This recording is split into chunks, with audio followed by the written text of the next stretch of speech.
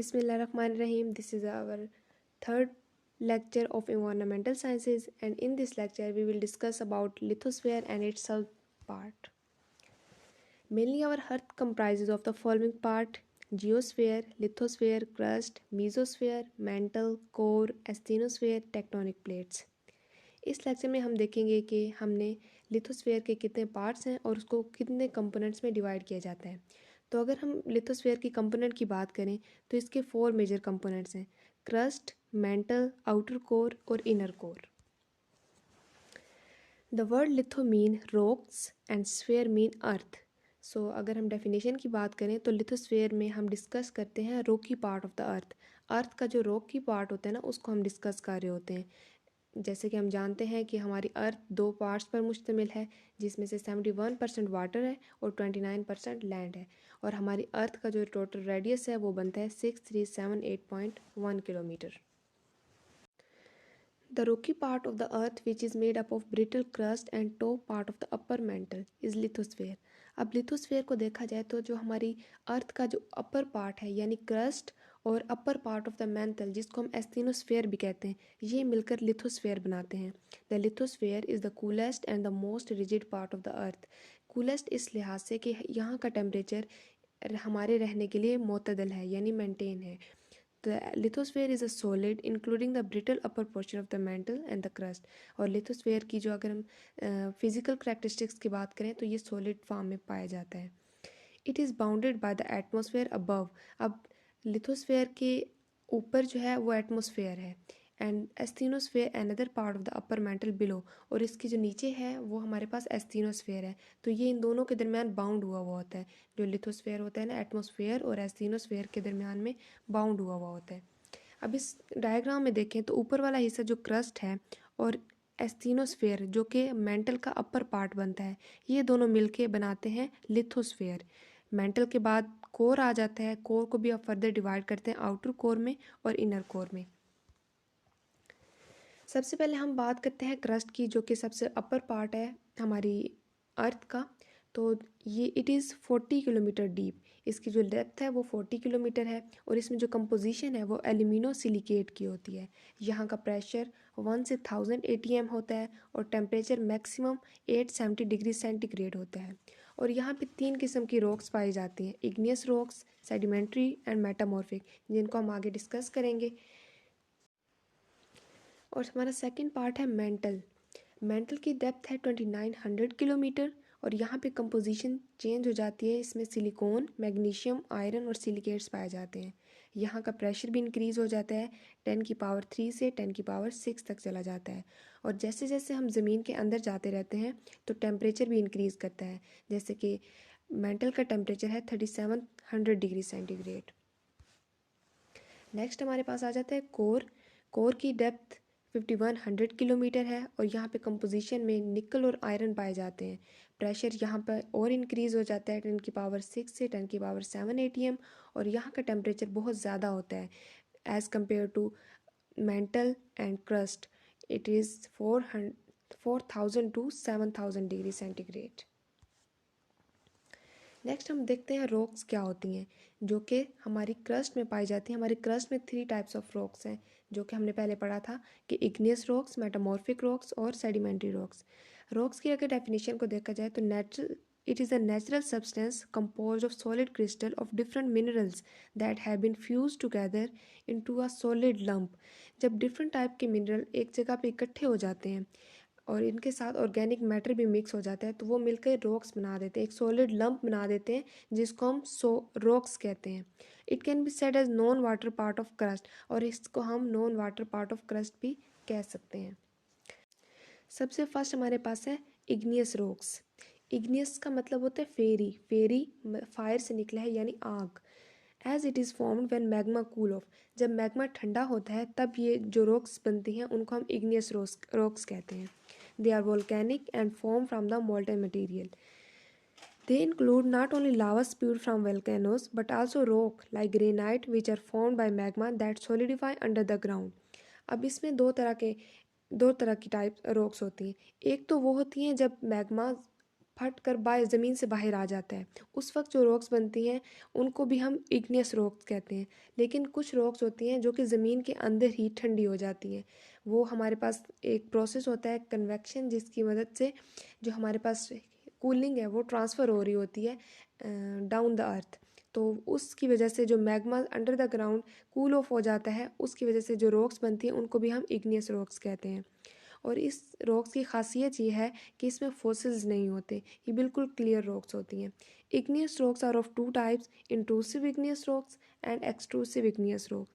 अब जो रॉक्स जो हैं वो क्रस्ट के अंदर बनेंगी, यानी वो मैग्मा जो under the ground cool off होगा उसके हिसाब उस प्रोसेस से जो रॉक्स बनेंगी उनको हम इंट्रूसिव इग्नियस रॉक कहते हैं। और इसमें ग्रेनाइट की एग्जांपल आती है। और एक्सट्रूसिव इग्नियस रॉक उन्हें कहते हैं वो मैग्मा जो फट कर ज़मीन से बाहर आ जाता है, उसके नतीजे में जो रॉक्स बनती हैं उनको हम एक्सट्रूसिव इग्नियस रॉक्स कहते हैं। और इसमें बसाल्ट वगैरह जो कि समंदर की गहराइयों में जो लेयर बनी होती है वो भी बसाल्ट की होती है, और उसको हम डार्क लावा भी कहते हैं। तो ये जो दो टाइप्स की रॉक हैं जो कि इग्नियस रॉक्स ही कहलाती हैं।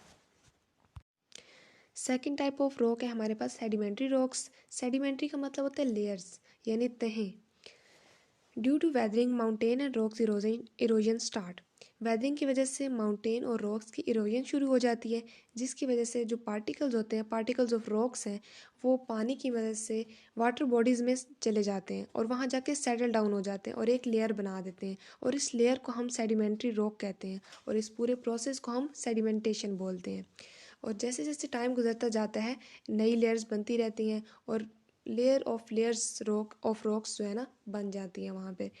Sometime organic matter entrapped between this layer. बाज़ औक़ात ऐसा होता है कि कुछ organic matter like dead plants और एनिमल्स वो इन लेयर्स के दरमियान ट्रैप हो जाते हैं, जिसकी वजह से बैक्टीरियल डिके स्टार्ट हो जाता है। तो हम कह सकते हैं कि यहाँ पे फॉसिल फ्यूल मौजूद होते हैं। जबकि हमने जो इग्नियस रॉक्स की बात की थी जिसमें से मैग्मा कूल ऑफ होता है, उसमें फॉसिल फ्यूल नहीं पाए जाते हैं, लेकिन सेडिमेंट्री रॉक्स में फॉसिल फ्यूल मौजूद होते हैं।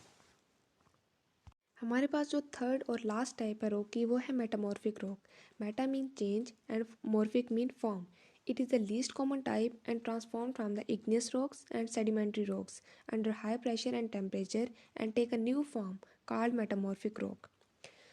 अब igneous और sedimentary rock को अगर हम हाई प्रेशर और टेम्परेचर पे रखें तो फिर एक न्यू रॉक्स बनती हैं जिनको हम मेटामॉर्फिक रॉक कहते हैं।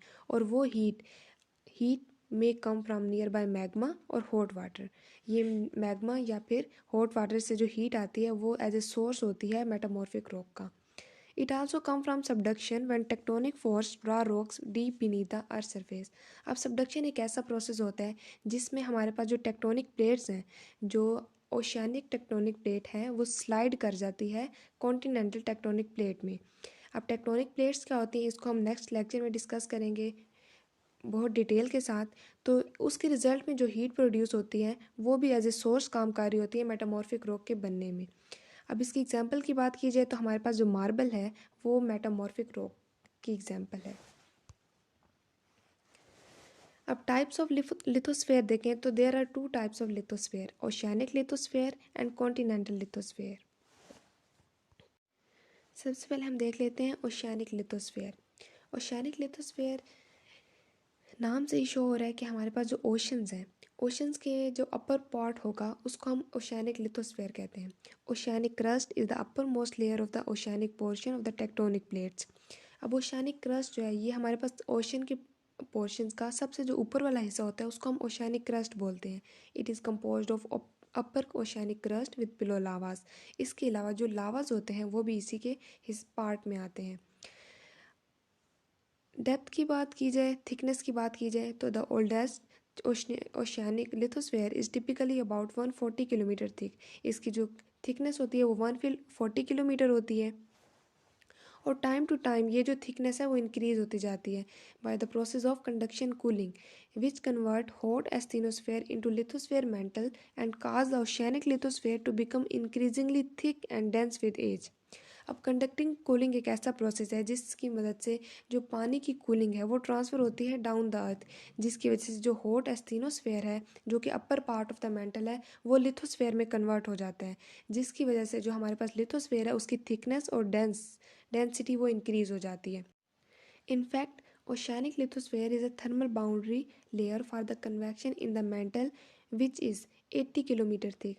अब ये जो हमारे पास लिथोस्फेयर है ना, ये एक बाउंड्री के तौर पे काम कर रहा होता है ताकि हीट जो है और जो कूलिंग है हमारे पास वो ट्रांसफ़र हो वाटर से मेंटल पोर्शन तक। जो पार्ट हीट ट्रांसफ़र होती है वाटर के पोर्शन से मेंटल के पोर्शन तक, उसके दरमियान जो बाउंड्री होती है उसको हम ओशियानिक लिथोस्फेयर कहते हैं और इसकी जो थिकनेस होती है वो 80 किलोमीटर होती है। नेक्स्ट हमारे पास है continental lithosphere. Continental lithosphere has a range in thickness from about 40 kilometre to perhaps 280 kilometre. Thickness जो होती है हमारे पास 40 से 280 किलोमीटर होती है, जबकि 30 टू 50 किलोमीटर हमारे पास जो कॉन्टिनेंटल लिथोस्फेयर का क्रस्ट होता है। बाकी पोर्शन हमारे पास लिथोस्फेयर में 40 टू 80 किलोमीटर जो आता है वो मेंटल का अपर पोर्शन यानी एस्थिनोस्फेयर भी आ जाता है, लेकिन 30 टू 50 किलोमीटर हमारे पास एग्जैक्टली कॉन्टिनेंटल लिथोस्फेयर का क्रस्ट मौजूद होता है। The oldest part of the continental lithosphere under like cratons and mantle lithosphere there is thicker and less dense than the typical. अब यहाँ पे जो ओल्डेस्ट पार्ट होता है कॉन्टिनेंटल लिथोस्फेयर का, यहाँ पे क्रेटोन्स होते हैं। अब क्रेटोन्स हमारे पास एक तरह की मीखें होती हैं जो कि हमारी अर्थ को स्टेबलाइज करती हैं, जो कि हमारी अर्थ को अपनी जगह पर उसका तवाज़ुन बरकरार रखने में मदद दे रही होती हैं। और यहाँ पे जो मेंटल होता है वो उसकी जो डेंसिटी होती है as compare to oceanic lithosphere कम होती है।